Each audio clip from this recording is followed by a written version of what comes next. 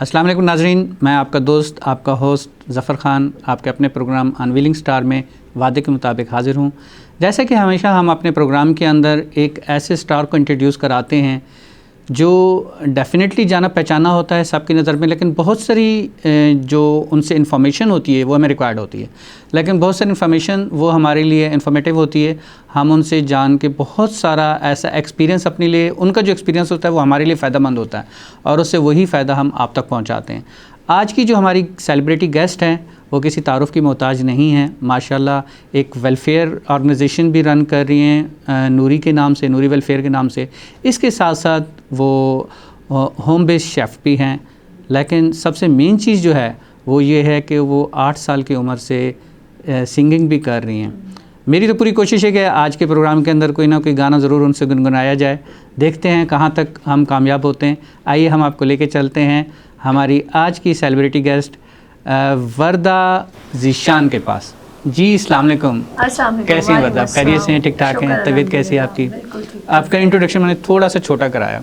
मैंने कहा बाकी आपकी ज़बानी हम सुन लेंगे। बिल्कुल, बहुत बहुत शुक्रिया, आपने मुझे अपने प्रोग्राम में मदऊ किया। Player for us. और इतनी इज़्ज़त अफजाई और इतना भी काफ़ी है इंट्रो।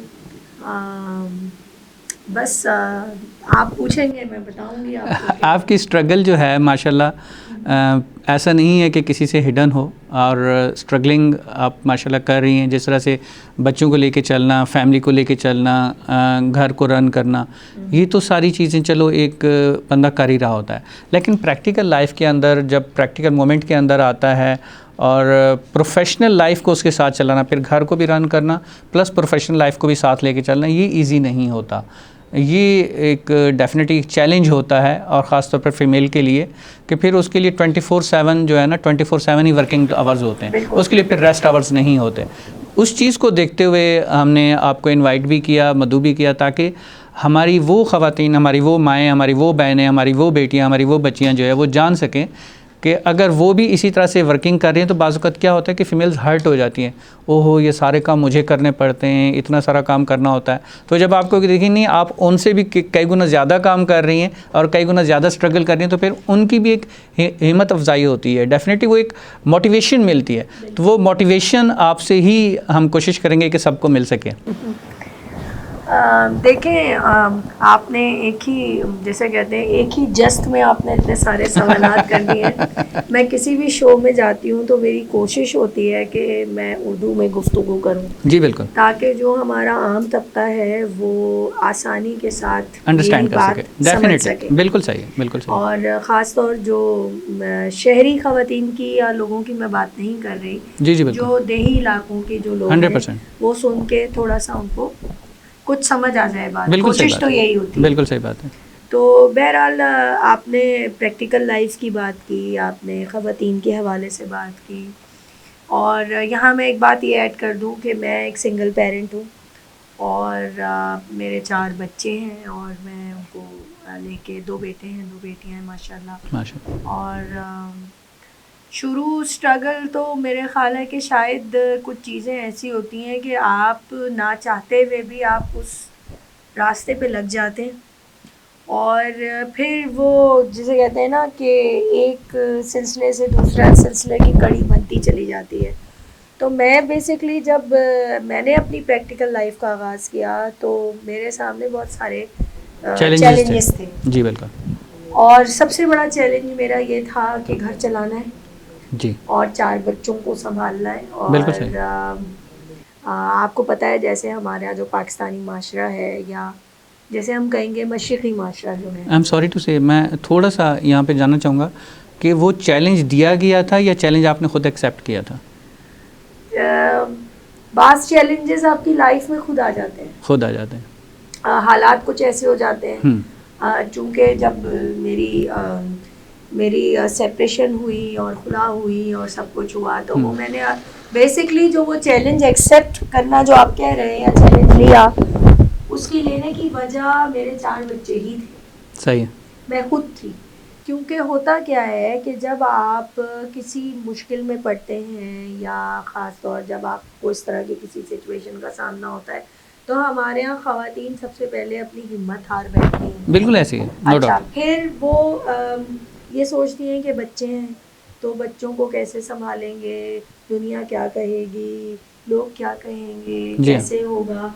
और यहाँ पे एक चीज़ मैं ज़रूर ऐड करना चाहूँगी कि भाई माँ बाप अपने बच्चों को ज़रूर तालीम, लड़कियों को ख़ास तौर, बेटियों को जो है ना तालीम तो दे देते हैं, तरबियत भी दे देते हैं, मगर जो एक चीज़ होती है फाइनेंशियल स्टेबिलिटी, वो हम नहीं देते।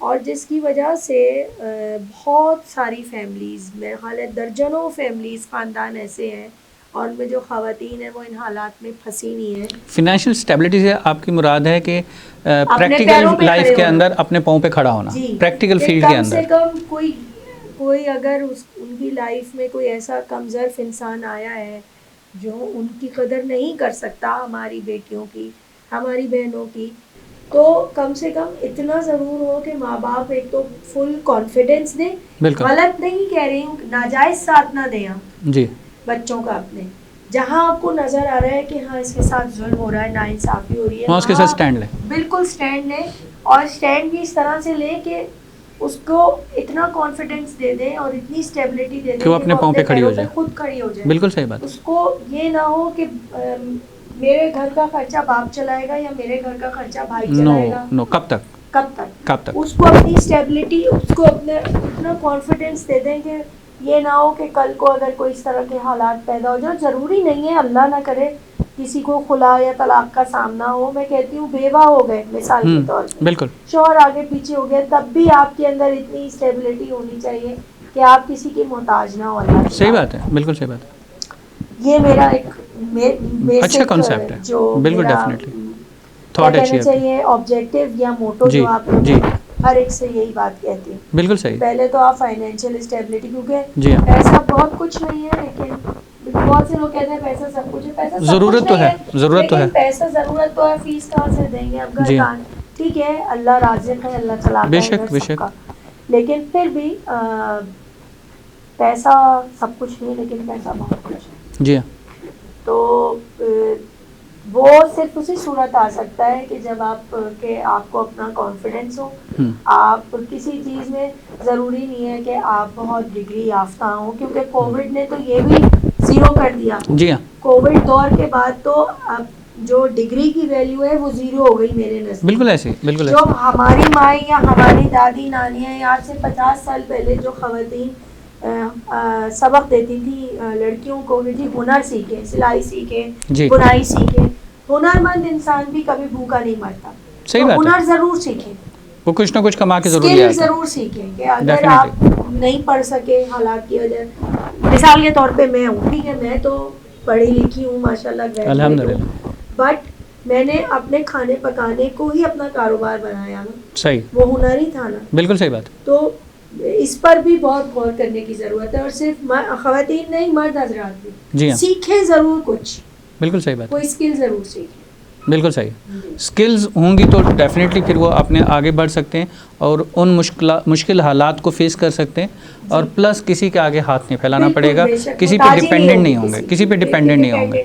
जी, असल में जहाँ पर बंदा डिपेंडेंट हो जाता है ना, वहाँ पर इंसान की खुददारी ख़त्म हो जाती है, तो अपनी सब ख़त्म हो जाती है। तो अपनी सेल्फ़ रिस्पेक्ट को रोंदे नहीं, अपनी सेल्फ़ रिस्पेक्ट को बचाएं और अपनी सेल्फ़ रिस्पेक्ट की खुद रिस्पेक्ट करें सबसे पहले। हम तो खुशकिस्मत हैं कि हम कराची के वासी हैं, अल्हम्दुलिल्लाह, कराची शहर किसी को भूखा नहीं सुलाता, यहाँ काम बहुत है, अल्हम्दुलिल्लाह, कितने हालात ख़राब हो, कितनी हुकूमत को लोग बहुत कुछ बोल रहे होते हैं, और कारोबारी मसाइल हैं, माशी मसाइल हैं, लेकिन उसके बावजूद यहाँ काम बहुत है। इसमें नियत का भी बहुत बड़ा दारोमदार है। इन्नल्लाह यर्ज़ुक़ु मन यशाअ बिग़ैर हिसाब, ठीक है, राज़िक वो ऊपर वाली ज़ात है, रिज़्क़ देने वाली वो ज़ात है, ठीक है।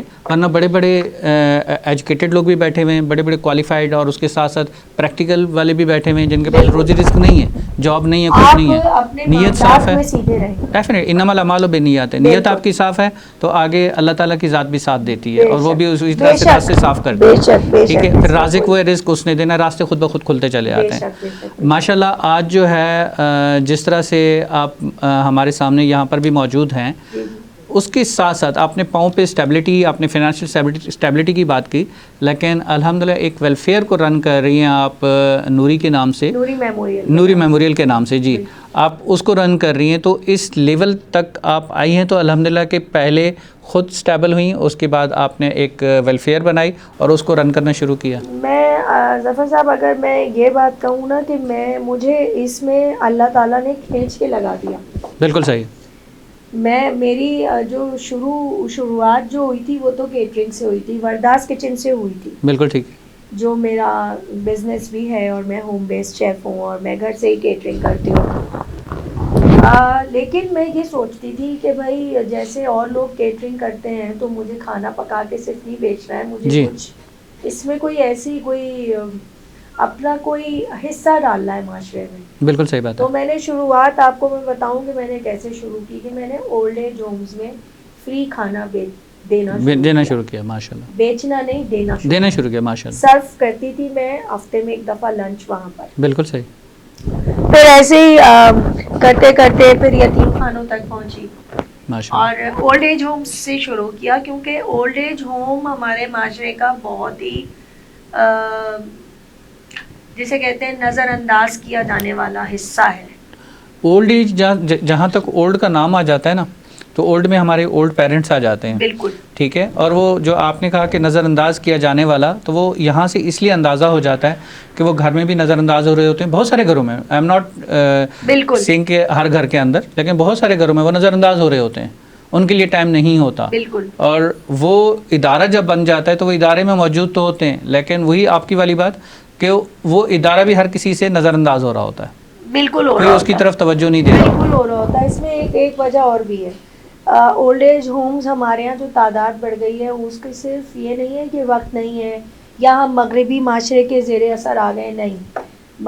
हमारे यहाँ जो माशी मसाइल हैं, अब अगर किसी के एक बेटा है, लेकिन क्या वो रोने का मकाम नहीं है? वजह कि वो पेरेंट्स, वो माँ बाप जिन्होंने औलाद के लिए अपने पेट काट के औलाद को पढ़ाया लिखाया, उनके लिए सब कुछ कर दिया, आज वही औलाद अपने माँ बाप से कहती है कि जी आपको हम ओल्ड एज होम में जमा करा देते हैं, ठीक है, हम अफोर्ड नहीं कर सकते आपका खाना पीना। इधर भी 3 तबकात हैं। अगर आप कभी इत्तेफाक हो आपका जाने का, मैं तो जाती रहती हूँ इसलिए मुझे पता है। जी जी। वहाँ पे भी 3 लेवल्स हैं। एक वो है जिनका दुनिया में कोई है ही नहीं, एक वो है जिनका कोई नहीं है, वो तो ठीक है, वो तो समझ में आता है। एक वो लेवल है या वो तबका है इनमें जिनके बच्चे हैं लेकिन वो पूछते नहीं है, इग्नोरेंस वाले जी, जो आप बोल रहे हैं।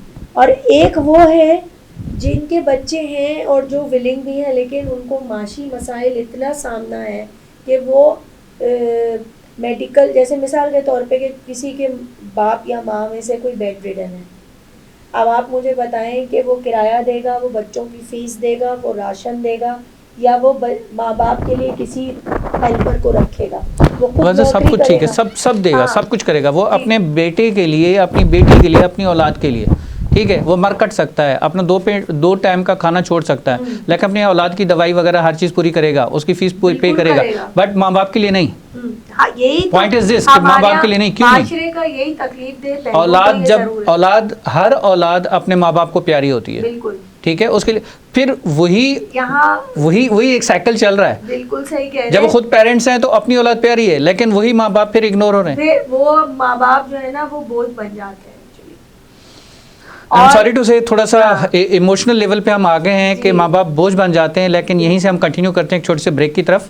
ब्रेक के बाद और चलते हैं एक छोटे से ब्रेक के लिए, लेकिन सिचुएशन ऐसी है कि आई थिंक पानी पीने की ज़रूरत है, और ब्रेक के बाद वापस आते हैं और यहीं से वापस कंटिन्यू करते हैं। चलते हैं एक छोटे से ब्रेक के लिए।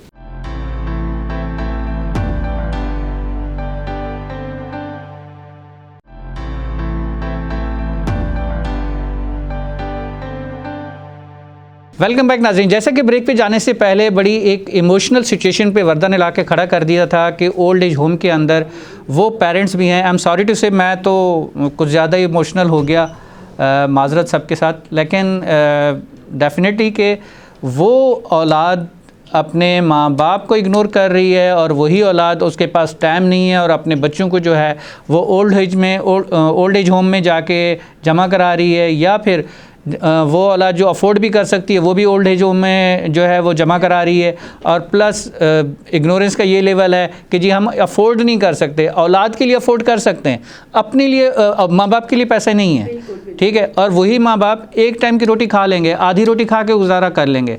बच्चों के लिए वो बर्गर अफोर्ड कर लेंगे, बच्चों के लिए माँ बाप और औलाद में यही तो मैं यही कहना चाह रहा हूँ कि माँ बाप अपनी और औलाद औलाद के एक पेज पे हो ही नहीं सकते। अपनी औलाद के लिए तो उनके पास फास्ट फूड भी आ जाएगा, सब कुछ, ठीक है, और ऑनलाइन ऑर्डर भी आ जाएगा, बिल्कुल। लेकिन माँ बाप के लिए आधी रोटी भी नहीं है कि उनको ओल्ड एज होम में जमा करा दें। आधी रोटी तो दूर की बात है, दवा भी नहीं है, दवा भी नहीं है, उनके इलाज के लिए कुछ भी नहीं है। It's very painful, it's very painful. इस सिलसिले में मेरे ख्याल में हुकूमत ने रिसेंटली कोई कानून भी बनाया है। कानून तो देखिए बनते रहते हैं, लेकिन बात होती है दिलों की और दिमागों के मैच होने की। लेकिन यहाँ जो आम पब्लिक कर रही है ना, देखिए जैसे मेरी अब जिम्मेदारी बहैसियत पाकिस्तानी तो बहुत कुछ बनती है जी, एक्चुअली इट्स टाइम टू पे बैक टू पाकिस्तान, बट अब हर कोई अपनी अपनी अगर जिम्मेदारियां निभाएगा, लेकिन बहरहाल मैं यहाँ ये ज़रूर कहूँगी कि स्टेट की भी कुछ रिस्पॉन्सिबिलिटी बनती है। डेफिनेटली है, ठीक है, डेफिनेटली तो है। यहाँ पे लोग जो मुखैर हजरात हैं और कई तरह की ऑर्गेनाइजेशन है, मैं तो खैर बिल्कुल बहुत छोटी अदना सी एक सोशल वर्कर हूँ, लेकिन बहुत बड़े बड़े लेवल्स पे भी काम हो रहा है और लोग इसके लिए बहुत आगे भी कर रहे हैं।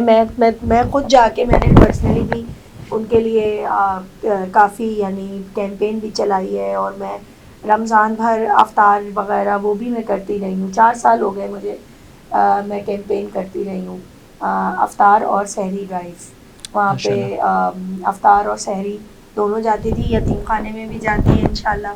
फिर मैंने 2 साल हो गए, मैंने थोड़ा सा अगर बात को आगे लेके चलें तो फिर वो तो सिलसिला चल ही रहा था जो ओल्ड एज जहाँ से मैंने शुरू किया, तो मैंने कहा जी खाना नहीं बेचूंगी लेकिन ये भी करूंगी साथ। बिल्कुल सही। फिर बस उससे रास्ता बनता गया एक एक करके, और ओल्ड एज होम से फिर मैं कब ब्लाइंड एसोसिएशंस के साथ लग गई, और मैं कब पाकिस्तान डेफ एसोसिएशन के साथ आ गई, और कब मैं बिनाई वालों के साथ। अब वहाँ भी अपना हिस्सा हर जगह मैं पर, हर जगह अपना अपना छोटा छोटा हिस्सा बर्दाश्त कर डालती हूँ माशाल्लाह। और फिर मैंने रोड साइड अफ्तार का सिलसिला शुरू किया, महाना दस्तरखान का सिलसिला शुरू किया माशाल्लाह। और इस साल जो रमज़ान गुजरे हैं, अब इंशाल्लाह नेक्स्ट रमज़ान में जब जिंदगी इंशाल्लाह ज़रूर। लास्ट रमज़ान से मैंने कहा कि जी अब जो है ना ये मुफ्त दस्तरखान नहीं चलेगा, सही, और मुफ्त दस्तरखान पे मैंने बहुत 4 साल किया है, लेकिन अब नहीं होगा।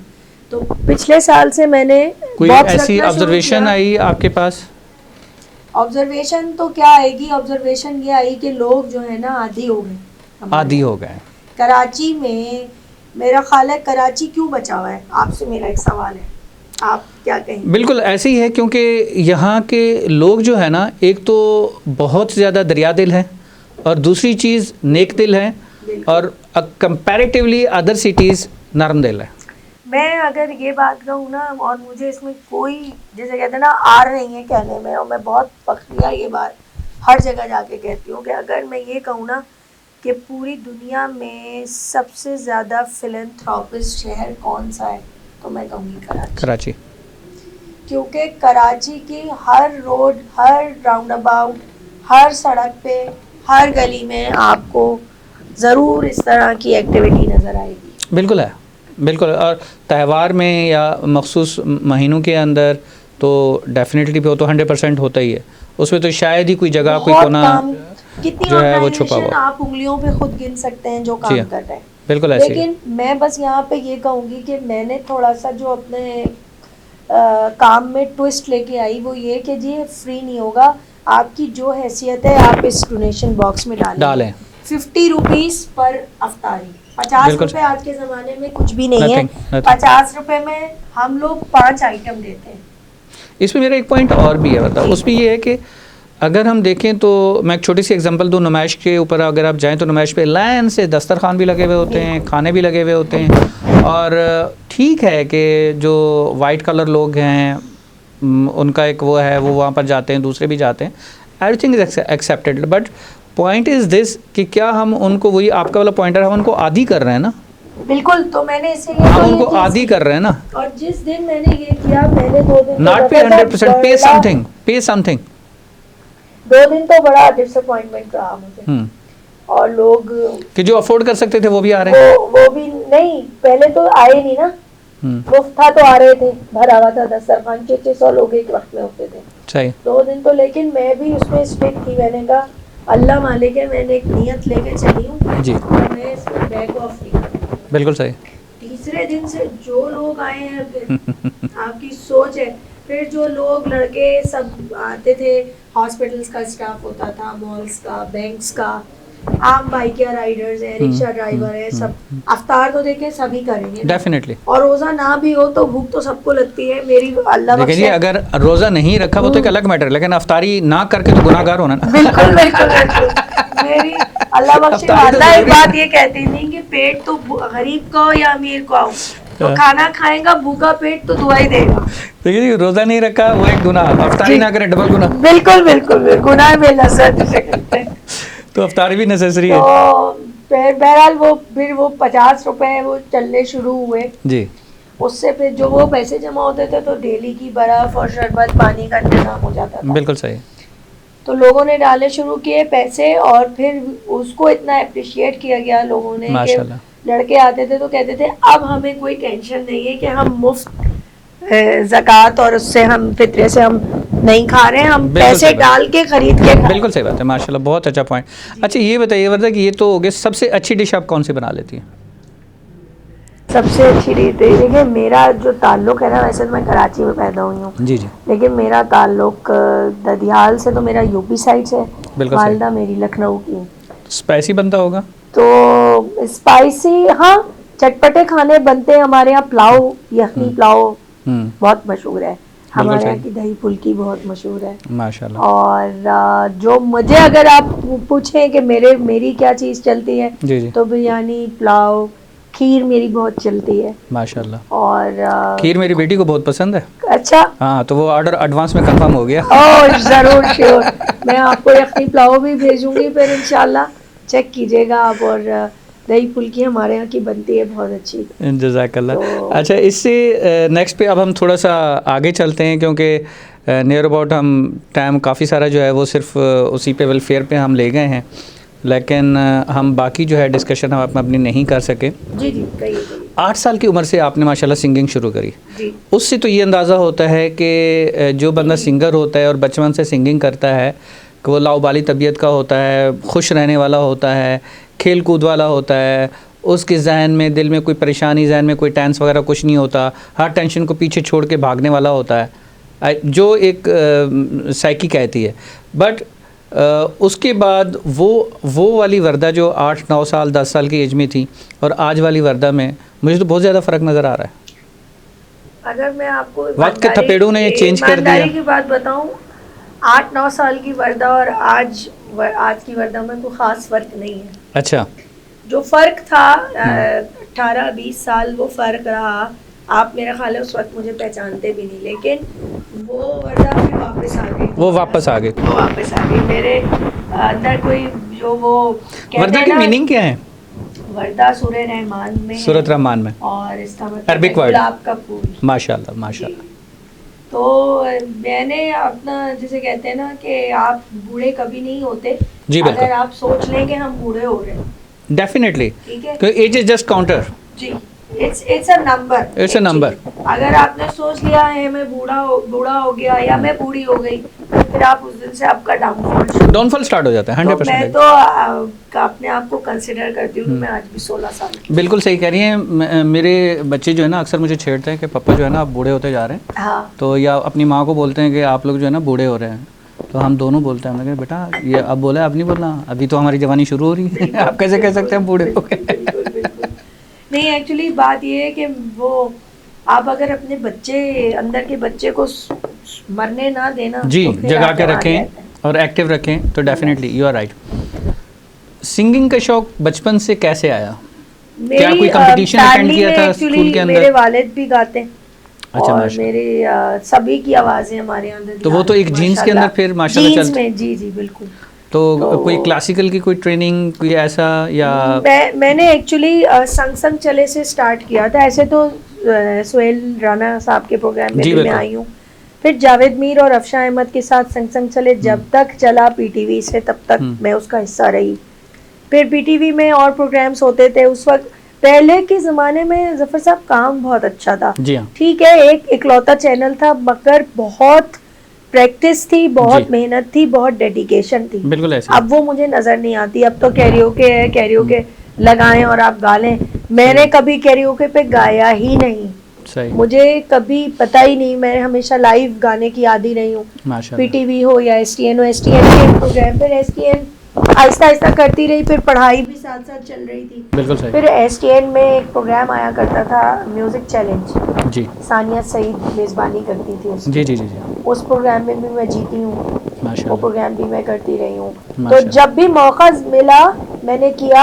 आप ट्रेनिंग की बात करें तो जो थोड़ा बहुत मैंने सीखा वो जावेद मीर सर से सीखा, अल्लाह उनको भी गरीब के रहमत करे। माशाल्लाह जी। कौन सा फेवरेट सॉन्ग रहा आपका जो आपने गाया और सबसे ज़्यादा अप्रिशिएट किया गया? बहुत सारे हैं, जैसे मुझसे पहली सी मोहब्बत, मेरे महबूब न मांग, या मुद्दत हुई है यार को मेहमा किए हुए, गालिब की गज़ल जो है। जी उसमें जब मैं कराची ऑल कराची कॉलेजेस में मैं पूरे कराची में फर्स्ट पोजीशन मेरी आई थी। वो मैंने सीनियर सलामत अली साहब के सामने माशाल्लाह बहुत ज़बरदस्त। वो एक ये तो माशाल्लाह बड़े बड़े नाम हैं जी, उनके साथ जब बंदा उठने बैठने वाला भी तो वो भी ऐसा उसी तरह से गुनगुनाना शुरू कहते हैं ना कि कम से कम इंसान का अगर रंग रूप नहीं चेंज होता साथ रहने से तो आदतें ज़रूर चेंज हो जाती हैं। तो वो जो है ना वो फ़र्क पड़ता है कि इंसान की एक मैग्नेटिक फील्ड जो होती है वो उसको कैच कर लेती है और अच्छी आदतें अडॉप्ट कर लेती है। ज़फ़र साहब हमने बहुत क्वालिटी म्यूज़िक सुना, बिल्कुल सही, चाहे वो इंडियन हो या पाकिस्तानी हो। जी अच्छी क्वालिटी का म्यूज़िक, वो कहते हैं ना लिसनर अच्छा होना चाहिए। ये तो बेसिक है ना, डेफिनेटली। आजकल वाला नहीं, गाना ना भी आए तो लिसनिंग आपकी बहुत अच्छी होनी चाहिए। जी हाँ। अब तो मेरे ख्याल में वापस जो है वही पुराने गाने जो उस दौर के थे वापस एडिट होकर फिर वही वापस स्टार्ट हो रहे हैं, वही वापस ज़्यादातर देखने को मिलते हैं, सुनने को मिलते हैं। बिल्कुल। तो आज के प्रोग्राम में हल्का सा गुनगुना देंगे, शायद मे बी जो है वो लिसनर्स की डिमांड आ जाए, व्यूअर्स जो है वो कहें कि हाँ आज हम कुछ सुनना चाह रहे हैं, वापस वही पीटीवी वाला कोई सॉन्ग। हाँ। अच्छा जी, तो मैं क्या गाऊँ आपके लिए? नैयरा नूर साहिबा मुझे बहुत पसंद है माशाल्लाह। तो मैं उन्हीं का अक्सर, वैसे तो ये शहनाज बेगम साहिबा ने भी गाया ये गाना, लेकिन नैयरा नूर ने भी, और अरशद महमूद साहब ने इसको रीअरेंज किया। अच्छा, रीअरेंज किया, बिल्कुल सही। तो ये मुझे बहुत पसंद है, मैं कोशिश करती हूँ थोड़ा जी प्लीज़ गाने की। कहाँ हो तुम चले आओ, मोहब्बत का तकाज़ा है, गमे दुनिया से घबरा कर तुम्हें दिल पुकारा है, कहाँ हो तुम। माशाल्लाह, बहुत ज़बरदस्त। वर्दा, अभी ब्रेक के बाद हम इस पे जो है ज़रूर डिस्कस करते हैं इस गायकी के ऊपर। नाज़रीन, चलते हैं छोटे से ब्रेक के लिए।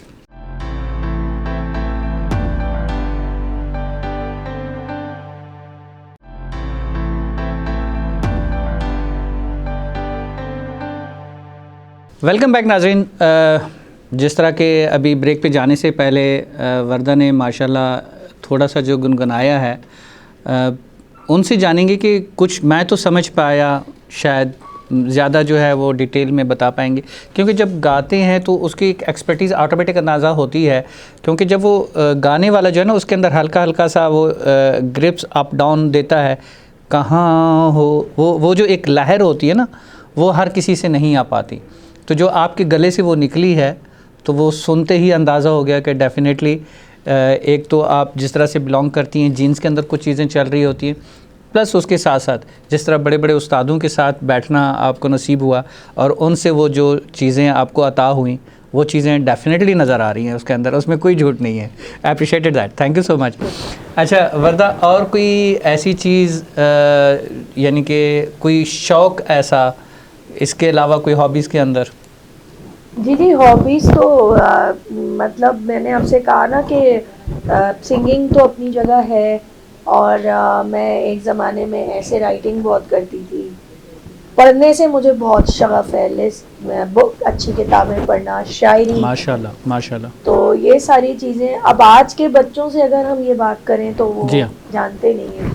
सही बात है। मुझे, मैं अपने बच्चों में उस चीज़ को होता हुआ नहीं देखती, तो मुझे ये एक नेचुरल है कि पेरेंट्स जो है ना, जो खुद होते हैं ना, या अपने अंदर जो चीज़ रह गई होती है वो अपने बच्चों के अंदर देखने की कोशिश करते हैं। बिल्कुल कि ये चीज़ हमें हमारे बच्चों में, क्योंकि बच्चे जो हैं वो पेरेंट्स का अक्स होते हैं। बिल्कुल, तो वो उनके अंदर वो चीज़ देखने की कोशिश करते हैं। मेरी ख्वाहिश है कि बच्चों में वो कॉन्फिडेंस हो जो मुझ में मेरे माँ बाप ने दिया है आपको, तो वो चीज़ें वो वहाँ पर डेवलप हो जाए। इंशाल्लाह वक्त के साथ साथ ज़रूर हो जाएंगी, क्योंकि बच्चे भी अभी छोटे हैं और बच्चे वो चीज़ें ऑटोमेटिक कुछ कुदरती तौर पे उनके अंदर आती हैं, कुछ माँ बाप की अपनी जो एक ट्रेनिंग होती है, जो तरबियत होती है, उसके ज़रिए भी आ जाती हैं। कुछ वो देख देख के माहौल के अंदर जो घर का माहौल होता है, माशाल्लाह जिस तरह से आपने घर का माहौल रखा हुआ है, वो चीज़ें वो अडॉप्ट करते हैं। बिल्कुल बिल्कुल, वो चीज़ें भी उसके साथ साथ जो है अडॉप्ट होकर उसके साथ आ जाती हैं माशाल्लाह। किस तरह से टाइम को जो है आप नूरी मेमोरियल को टाइम दे पाती हैं, और किस तरह से वर्दा किचन्स को रन कर रही होती हैं, उसके साथ साथ अपनी पेरेंटिंग को वो डबल ड्यूटी आप कर रही होती हैं, जी, और उसके साथ साथ जो है आप अपने फ्रेंड सर्कल को भी कहीं ना कहीं ज़रूर टाइम दे रही होती हैं। तो how it's can be managed? देखें, जहाँ तक रहा मेरा अपना जो सर्कल है, मैंने आपसे अभी थोड़ी देर पहले एक बात की कि अपने आप को मैंने मरने नहीं दिया। डेफिनेटली। तो उसकी वजह ये है कि मैं कहती हूँ कि मैं ठीक हूँ तो मेरे बच्चे भी ठीक हैं, और मेरा कारोबार भी ठीक है, और मेरी हर चीज़ ठीक रहेगी। दिस इज अ पॉइंट कि पॉजिटिव थिंकिंग आपकी पॉजिटिव थिंकिंग आपकी हर चीज़ को ऑटोमेटिक पॉजिटिव कर देती है। I am right? मुझसे ही सब कुछ वाबस्ता है ना। डेफिनेटली कारोबार, मेरे दोस्त, मैं हूँ तो सब हैं, मैं नहीं तो कुछ भी नहीं। बिल्कुल ऐसे ही। तो मैं ठीक है, हालात तो देखें, नशेबो फराज तो सभी की ज़िंदगी का हिस्सा है, ठीक है, लेकिन कुछ लोग होते हैं जो माजी में रहते हैं, मैं माजी में नहीं रहती। बहुत अच्छा करते हैं। ठीक है, वो सबक ज़रूर ले लेती हूँ, लेकिन आगे बढ़ने की मुझे होता है कि मैं अब आगे बढ़ जाऊँ। वो बुजुर्ग बड़ी यहाँ पे ख़त्म नहीं हो रही है। बुजुर्ग जो है ना बड़ी प्यारी बात कहते थे कि आपने जब ज़िंदगी में आगे बढ़ना है ना, तो एक एग्जांपल देते थे कि एक बंदा चल रहा है, अगर बार बार पीछे मुड़ के देखता है कि मेरे तो, और दूसरा जो है ना वो डायरेक्ट चल रहा है, पीछे मुड़ के भी नहीं देखता, तो वो अपनी मंजिल तक पहले पहुंचेगा। जो बार बार पीछे मुड़ के देख रहा है उसकी स्पीड स्लो हो जाएगी डेफिनेटली। बिल्कुल, बेशक। ठीक है, तो हमें पीछे मुड़ के तो देखना नहीं है। बिल्कुल, जब पीछे माजी को मुड़ के नहीं देखना, हमें स्ट्रेट आप याद जरूर रखें, तो हम जल्दी अपनी मंजिल तक याद जरूर रखें कि आपकी शुरुआत कहाँ से हुई थी। डेफिनेटली वो जरूर याद रखें, क्योंकि बहुत से लोग बहुत ऊंचे मुकाम पे चले जाते हैं और फिर वो निगाह उनकी कदम तो उठा लेते हैं, यानी हवा में पर तो फैला लेते हैं और कदम भी उठा लेते हैं। कदम जमीन पे रहे आप, नजर ऊपर रहे, नजर आसमान। बिल्कुल सही बात है। तो नूरी का नाम कैसे ज़हन में आया? मेरी वालदा के नाम पे है ये। मेरी वालदा को प्यार से नूरी कहा जाता था। अच्छा, माशाल्लाह। उनका नाम वैसे कुरतुलैन है माशाल्लाह, लेकिन उनको अल्लाह उनको गरीक़े रहमत करे, आमीन। तो उनके नाम पे मैंने ये शुरू किया। माशाल्लाह, बहुत ज़बरदस्त। अल्लाह पाक आपको और मज़ीद तौफीक दे और इसको मज़ीद एक्सटेंड करें। कोई ऐसा वाक़या ज़िंदगी का जो अनफॉरगेटेबल हो, not in the sad moment, कोई हैप्पी मोमेंट का, बचपन से लेके अब तक का? बचपन से लेके अब तक वैसे तो बहुत सारे वाक़यात हैं, लेकिन एक होता है ना कि बार बार क्लिक होता है। एक मैं लास्ट टाइम हमारी एक गेस्ट थी, तो हमारी बहुत अच्छी, बहुत रिस्पेक्टेबल, मैंने उनसे पूछा, मैंने कहा कोई ऐसा वाक़या बताया, उन्होंने कहा शादी। मैंने कहा भाई सैड ना हो तो मैं खुशी मैंने उनसे कहा, मैंने कहा भाईजान सुन रहे होंगे, बुरा मान जाएंगे, करिए उनको पता है। मैंने कहा गुड दैट। तो मैं खुशी का जो आप कह रहे हैं कि जो वो ये कि मैं एक दफ़ा कहीं, अभी कुछ अरसे पहले, पिछले साल की बात है, मैं कहीं जा रही थी, रास्ते में थी और रक्शे में थी। जी जी। तो रक्शे ड्राइवर से मेरी गुफ्तगू, अच्छा मेरी आदत है कि मैं कहीं भी किसी के साथ जब बैठती हूँ तो मैं उनसे पूछती हूँ, हाँ भाई आप कितना कमा लेते हैं, आजकल हालात कैसे हैं, ये है। जैसे एक मेरी एक आदत है बात बिल्कुल करने की। तो वो बुजुर्ग थे और रमज़ान का महीना था, मुझे याद है। तो मैंने उनसे पूछा, मैंने कहा कि अंकल मैं जिस गाड़ी में रिक्शे में बैठती हूँ तो वो आगे से रो ही रहे होते हैं कि जी हालात ऐसे हैं वैसे हैं, ये है वो है। मैंने कहा अंकल आप तो कोई बात ही ऐसे नहीं कर रहे। तो उन्होंने मुझे इतना अच्छा सबक दिया ज़िंदगी का, और वो मेरा टर्निंग पॉइंट था। उन्होंने मुझसे कहा कि बेटा जितनी भी महंगाई हो जाए और गंदुम का एक दाना जो है वो 1000 दिनार के बराबर भी हो जाए, तब भी राज़िक तो वही है, राज़िक वही है, नो डाउट। खिलाएगा तो वही। बिल्कुल सही बात। जब वो समंदर की तह में जानवर को खिला रहा है, जी हाँ, वेल मछली को खिला रहा है, तो हमें भी वही खिलाएगा। तो उसमें परेशान होने की क्या बात है? सही बात है। संभालने वाला तो वही परवरदिगार है, बस आपने मेहनत करनी है और अपनी नीयत साफ रखनी है। मैंने कहा अंकल ने ये मुझे ज़िंदगी का कितना बड़ा सबक दिया है। 100% नो डाउट कि हम रिस्क के चक्कर में रहते हैं। रिस्क का तो वादा हो चुका, रिस्क का वादा राज़िक ने कर दिया कि रिस्क देना है। आप कोशिश करें, कोशिश तो जरूरी है ना, कोशिश तो बेसिक है ना। और इसमें मैं ये भी कहती हूँ कि आप अल्लाह को चैलेंज ना करें कि आप जो है ना कहें कि जी मैं घर में बैठा हूँ, तब भी मनो सलवा भी उतर जाएगा, उसके लिए क्या मुश्किल है? कोई मुश्किल नहीं, नो डाउट। तो ये मतलब वैसे तो अल्लाह का शुक्र है, बहुत मुझे अल्लाह की ज़ात पे तवक्कल है, अल्लाह ही ने संभाला हमेशा, अल्हम्दुलिल्लाह। लेकिन इस बात ने मुझे बहुत अंदर तक शाद जिसे कहते हैं ना, जबरदस्त कि इत्मीनान भर दिया मेरे दिल में। बहुत ज़बरदस्त, बहुत ज़बरदस्त। इसमें कोई शक नहीं। असल में दौर ऐसा आ चुका है कि जो हम महंगाई का रोना रोते हैं, महंगाई ठीक है अपनी जगह पे, इसमें कोई शक नहीं, लेकिन उस महंगाई के क्रिएटर भी तो हम हैं ना। अगर घर में अगर हम थोड़ा सा अपने पास्ट पे जाएं, हम अपने बड़े बूढ़ों को या अपने दौर को लेके चलें, जब हम बचपन में थे तो क्या होता था कि मोबाइल या टेलीफोन एक ही होता ना घर में, ठीक है। अब जितने अफराद हैं सबके पास है, उन सब का लोड भी चाहिए, उन सब का बैलेंस भी चाहिए, उन सब के बिल भी पे करने हैं, उन सब की मेंटेनेंस के लिए भी कुछ ना कुछ हर महीने चाहिए। अगर घर में 5-6 अफराद है तो महीने में एक दफ़ा तो एक मोबाइल मेंटेनेंस के लिए जाना है। अगर गाड़ियाँ पहले घर में एक गाड़ी होती थी जी, कितने ही पैसे वाले, अब जितने यूजर्स हैं सबके पास है, जितने अफराद हैं सबको चाहिए। तो इसके क्रिएटर तो हमें महंगाई के, कहीं ना कहीं तो हमारा भी हिस्सा है, इसमें तो कोई शक नहीं। दूसरी चीज़ क्या आ जाती है कि नाशुक्री, इसमें तो कोई शक नहीं, ठीक है, नाशुक्रे हैं हम, हाँ ठीक है। अगर किस चीज़ का हम शुक्र अदा कर पा रहे हैं, किस चीज़ का, जो पानी हम बेदरेग इस्तेमाल करते हैं, क्या हमने उसका शुक्र अदा किया? नहीं। हम हवा जो ले रहे हैं, क्या हमने उसका शुक्र अदा किया? नहीं। अरे हमें मुकम्मल हाथ पाँव के साथ बनाया, ये क्या शुक्र कम है? किसी चीज़ का हम शुक्र अदा नहीं कर पाते। हर वक्त ये होता है बस ठीक है, गुजारा मुश्किल से हो रहा है।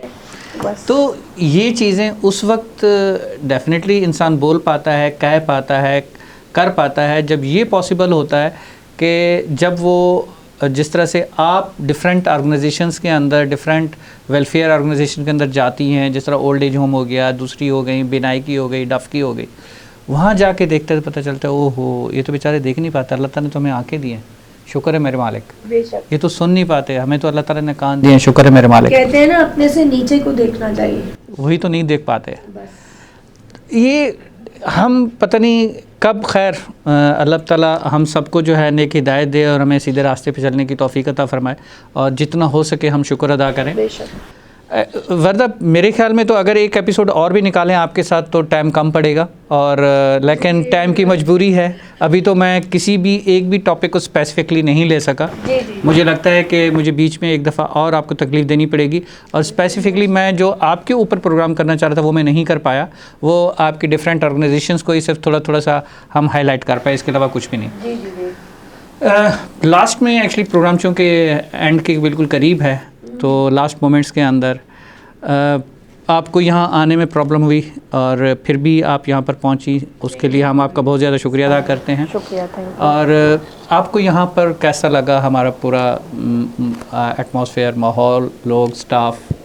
नहीं माशाल्लाह सब बहुत अच्छा है, मैं आई हूँ तो फ़ौरन ही इंटरव्यू पे बैठ गई हूँ। मैं सबके साथ गुफ्तगू करूँगी, इंटरेक्शन करूँगी।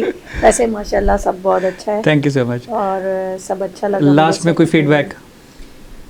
फीडबैक क्या, मैं मैसेज देना चाहूँगी डेफिनेटली लोगों को, जो कि मैं हमेशा हर प्रोग्राम में जाती हूँ और मैं जी। हमेशा देती हूँ, कि आपने अपनी जंग खुद लड़नी है और आपने किसी पे भी डिपेंड नहीं करना, चाहे ख़वातीन हो, मर्द हो, बच्चे हों। शुरू से अपनी तामीर ऐसे कीजिए कि आपके बगैर इस माशरे का काम ना चले। और तालीम, हुनर, तरबियत और आसपास के हालात से आगाही, ये बहुत अहम उमूर हैं जिनके ऊपर हम सब को काम करने की ज़रूरत है। और फिर सबसे आखिर में मैं ये बात कहूँगी कि अपनी खुशहाली जो है ना, खुशहाली सिर्फ पैसे की नहीं होती, खुशहाली जहन की भी होती है। अपनी जहनी सेहत पे काम कीजिए, अपने ऊपर काम कीजिए और अपनी तामीर बहुत मजबूत कीजिए। शुक्रिया। बहुत अच्छा मैसेज आपकी तरफ से, बहुत शुक्रिया वंस अगेन प्रोग्राम में तशरीफ़ आने के लिए। इंशाल्लाह दोबारा फिर आपको तकलीफ़ देंगे, दोबारा बुलाएंगे और बहुत से इस तरह की पॉजिटिव इन्फॉर्मेशन जो है आपसे लेके हम अपने नाजरीन के लिए जितना कर सकते हैं ज़रूर कोशिश करेंगे। Thank you so much.